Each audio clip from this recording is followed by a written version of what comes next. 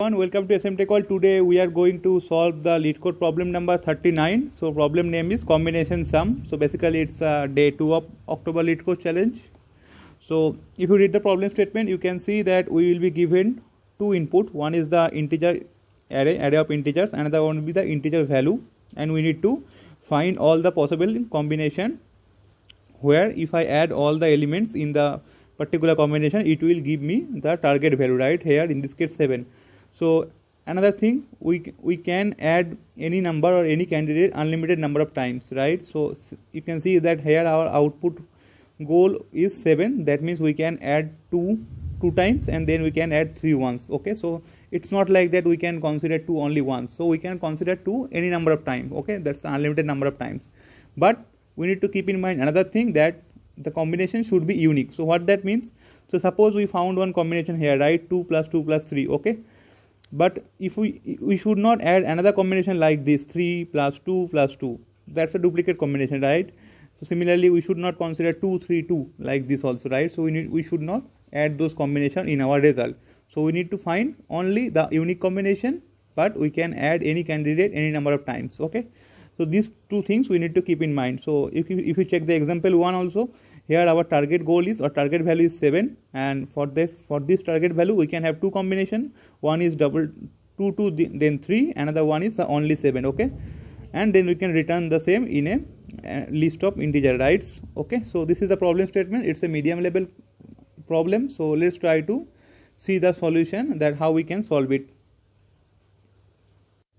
Okay, so if you can understand that, right? We need to find, or we need to consider all the possible combination. Okay, so that means we need to go through the whole array and we need to keep trying all the possible combination. Then we need to backtrack, and also probably we need to use DFS, right? The depth first search traversal kind of thing. So initially so suppose our combination is 2 3 and 6 7. This is our input, right? So we can take one temporary list in which we are going to keep adding all the elements or all the candidates, and we will keep checking. Okay, so initially our temporary list will be blank, and we will add 2 initially. Okay, so that means our target sum is 7. We need to find 7. So we already added 2. That means we need to find remaining sum of 5, right? So now in my temporary list we have only 2. Again I will try to add another 2, so same number, because we can add 2, right? Again, so again it will look like this, and my target sum will reduce to 3 now, right? Now again I can add again 2, right? So it should be like this, 2 2 and 2. So it will become 6. So my target sum will be 1. Okay, so now again I can add the same number again. So it will be like this, 4 times 2. But in this case my sum will become -1, because we already exceeding our sum value. So then that means we should not consider this. So whenever I will see this kind of scenario, I will go back, I will do backtracking, right? And I will keep checking for the other combination.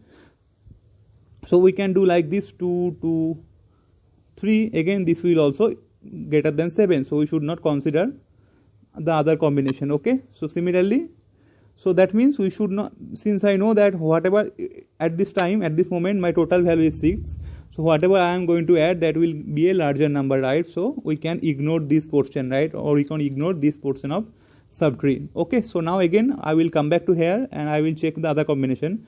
So initially it was triple time 2, so now we will consider 2 2 and 3. So if you consider this, then it is giving me the expected sum, that is 7, right? So that means we found one combination. So again if we move forward, so if we consider like this, 2 2 6, again that is not giving us the expected answer, right? So there is no benefit of moving further, because whatever I am going to consider, it will be a larger number. Okay, so then again we can come back to here and we can check the other value, right? So we can check like 2 6, again it will be give me a larger number. Okay, so similarly we can keep checking. So again, and once we come back to the root, then again we will start from 3. So again while we check for 3, I can add 3 twice. Okay, so my remaining sum will be 1. Then I can add again 3, again that is giving us the larger value. So we can again add 3 3 6, again that's also giving us the larger value. again we can add another number 337, again that's a larger value, so we can't go forward in this side also, right?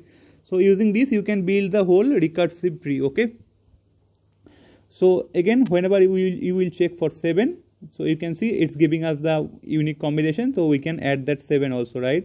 So using if we build this recursive tree, using this recursive tree we can identify all the unique combination and we can return the same. Okay, so this is basically the basic algorithm using which we can pretty simply we can solve this problem. Okay, so we need to keep in mind one thing, that if we somehow sorted this array, that means we can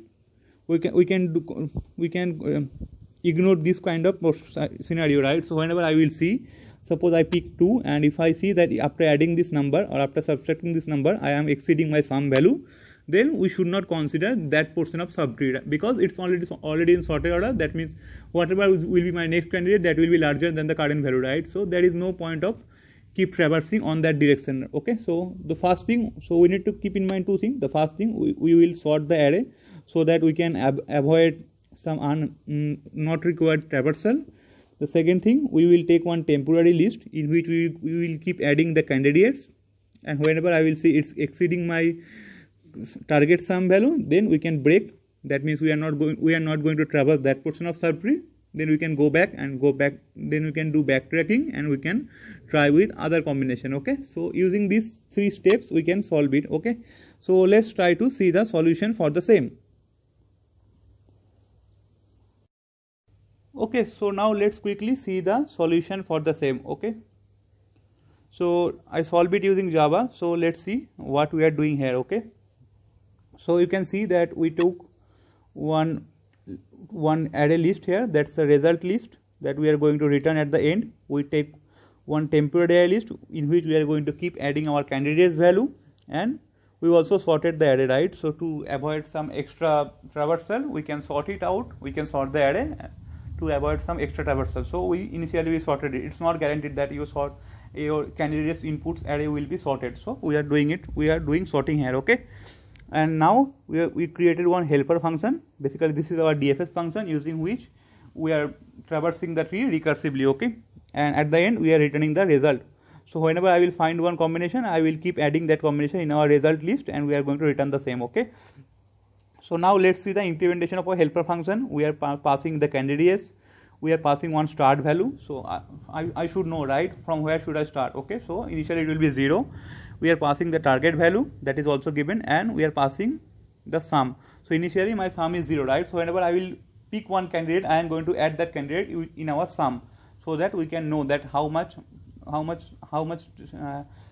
closer I am to the target. Okay, so using this, whenever I will see that sum equals to target, that means we found one combination we can add. So to track those things, we are taking this variable called sum, and that will be initially 0. Then we are passing the temporary list and the result list. Okay, so now, so suppose whenever you will find one combination like 2, 2 and 3, in this case I know that my sum is equals to target, so we are adding this in our final result array list. So why new array list here? Because in Java everything is in reference, right? So if you keep using the same temporary list, then that will give you wrong answer.